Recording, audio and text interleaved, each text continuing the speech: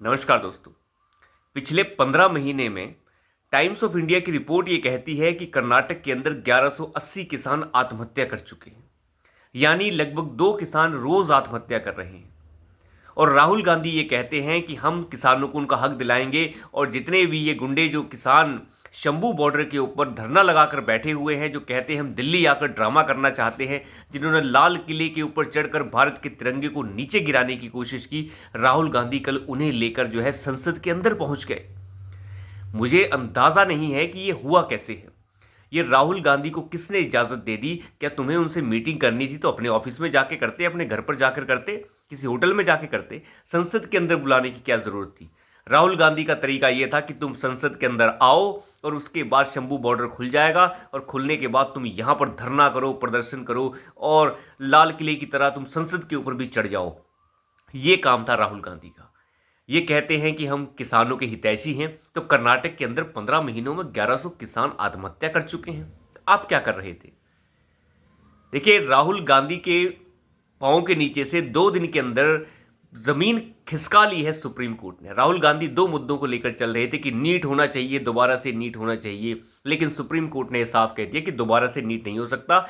किसी सेंटर पे कोई दिक्कत नहीं हुई है, केवल 2 सेंटर के ऊपर जो है कुछ लोगों द्वारा दिक्कत हुई है। इसका मतलब ये नहीं है कि सभी लोगों को जो है इसका दोषी करार दे दिया जाए और नीट की परीक्षा दोबारा नहीं हो सकती। सीधी सी सरकार भी कह रही थी कि हमने सभी गिरफ्तारियां कर ली है और सभी कल्प्रिट्स को गिरफ्तार कर लिया है जिन्होंने भी ये काम किया है, और इसके लिए जिम्मेदार लोगों को जो है अब गिरफ्तार किया जा चुका है। लेकिन सुप्रीम कोर्ट ने कल एक और अपने फैसले से राहुल गांधी के नीचे से जमीन खिसका ली। राहुल गांधी चाह रहे थे कि संसद सत्र चलने वाला है, ये चल रहा है, अभी बजट सत्र चल रहा है, मानसून सत्र चल रहा है, उसके बाद 15 अगस्त आ रही है, तो जमीन तैयार की जा रही थी राहुल गांधी द्वारा। देखिए, आजकल का विपक्ष जो है वो सिर्फ एक काम कर रहा है, दंगा फसाद, ऊट पटांग, ये वो ये चीजें। तो इसलिए जो कल फैसला आया था पंजाब हरियाणा हाईकोर्ट का कि शंभू बॉर्डर को खोल दिया जाए, उस शंभू बॉर्डर को जहां पर किसान जो है अपने ट्रैक्टर, ट्रॉली और पता नहीं किस किस तरीके के बड़े बड़े जो वाहन होते हैं, जेसीबी और पता नहीं क्या क्या तोप खाने कह सकते हैं आपने, उन्हें लेकर बैठे, उसे खोल दिया जाए। सुप्रीम कोर्ट ने इसके ऊपर कल रोक लगा दी कि नहीं, ऐसा नहीं हो पाएगा, ऐसा कुछ नहीं होगा। सुप्रीम कोर्ट में सरकार के जो वकील पेश थे उन्होंने ये साफ कहा कि हमें किसानों से दिक्कत नहीं है, लेकिन इस तरीके के जो वाहन हैं वो दिल्ली की सड़कों पे नहीं आ सकते। सुप्रीम कोर्ट ने इसे सुनते हुए इस पर रोक लगा दी और राहुल गांधी का पूरा प्लान चौपट हो गया। ये इसी तरीके के प्लान्स लेकर आजकल चल रहे हैं और राहुल गांधी की मानसिकता ही ऐसी हो गई है कि उन्हें समझ नहीं आता कि वो कर क्या रहे हैं। जो मन करता है वही करते हैं। आप अंदाजा लगा के देखिए, कर्नाटक के अंदर किसानों की हत्याएं हो रही हैं, सुसाइड हो रहे हैं, और सुसाइड होने के बाद उसकी बात नहीं कर रहा राहुल गांधी। बेशर्म हैं ये लोग। मैं आपको बताऊं, पिछले जब यूपीए की सरकार थी तो उस समय लगभग 1.5 लाख से ज्यादा किसानों ने सुसाइड किया था। 1.5 लाख से ज्यादा लोगों किसानों ने। और पिछले गत 9 वर्षों की रिपोर्ट अगर एनसीआरबी की हम देखें तो उसमें लिखा बताया गया लगभग 1 लाख के आसपास किसानों ने सुसाइड किया है मोदी जी के शासनकाल में। मतलब 50,000 सुसाइड कम करने में मोदी जी कामयाब हुए हैं। लेकिन दूसरी बात एक और चीज भी है, इन 10 वर्षों में भी ज्यादा जो हत्या जो आत्महत्याएं हुई हैं वही हुई हैं जहां पे कांग्रेस शासित प्रदेश रहे हैं। परसेंटेज उन्हीं की सबसे ज्यादा है। आप अंदाजा लगा के देखिए कि किस तरीके की किसान विरोधी नीतियों के साथ ये कांग्रेस पार्टी चलती है। ये बिल्कुल बेशर्म है। कल राहुल गांधी संसद के बाहर खड़े होकर हम एमएसपी दे देंगे, हमने एमएसपी की गारंटी के लिए जो है अपने मैनिफेस्टो में कहा। बेशर्म है ये आदमी। एमएसपी के बारे में पूरी रिपोर्ट्स और जितनी भी सामने आई थी वो उस समय कांग्रेस की ही सरकार हुआ करती थी। 2004 में आ गई थी शायद रिपोर्ट।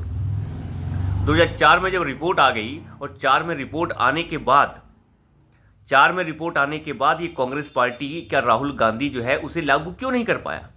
10 साल तक उस रिपोर्ट को अपने कंधे के नीचे और अपने तकिए के नीचे दबाकर क्यों बैठे रहे? क्यों नहीं लागू कर दिया तुमने सब फसलों पर एमएसपी? सब फसलों पर एमएसपी लागू करना जो है वो बिल्कुल भी सही नहीं है, वो हो ही नहीं सकता। बात यह है कि राहुल गांधी को लगता है कि वो कुछ भी बोल सकते हैं, लेकिन होगा कैसे वो नहीं बोलते हैं। कल उन्होंने कहा कि नहीं, हमने इसकी पूरी कैलकुलेशन लगाई है। कैलकुलेशन भी बता दो, उसको सार्वजनिक कर दो। क्या पता ये सरकार उस कैलकुलेशन को देखे, उन्हें अच्छी लगे तो वो सब फसलों पे एमएसपी कर दे। क्या पता राहुल गांधी के पास ज्यादा दिमाग है। तो वो कैलकुलेशन दिखाता क्यों नहीं सरकार को कि ये है मेरी कैलकुलेशन, एमएसपी लागू करके दिखाओ।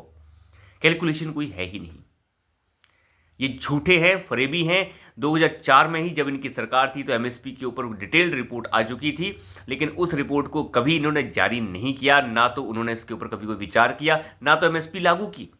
10 साल तक बैठे रहे तुम सरकार में तो लागू कर देते हैं। और अभी भी तुम कई जगह पे सरकारों में हो, राज्य सरकारों में, अगर तुम चाहो तो किसी अलग तरीके से एमएसपी वहां भी लागू कर सकते हो, तुम खरीद लो वहां पे।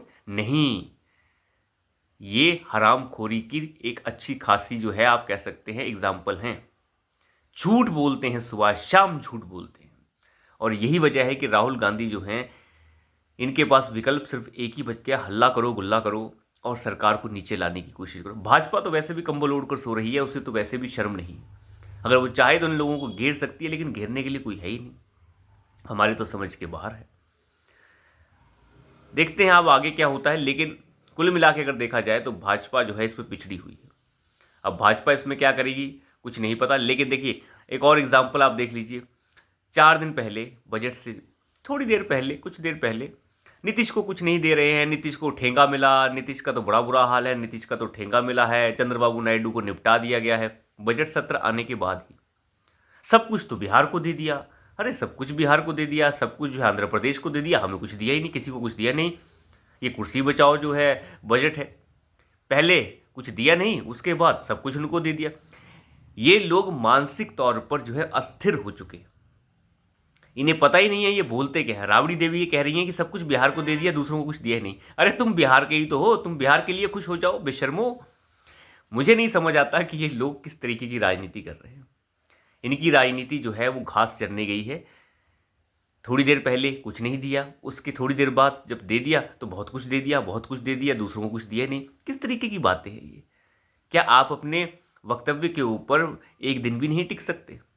आपको सिर्फ विरोध ही करना है, तो विरोध ही करना है तो करते रहिए, बाकी जनता देख रही है। तो अभी के लिए इतना ही, धन्यवाद।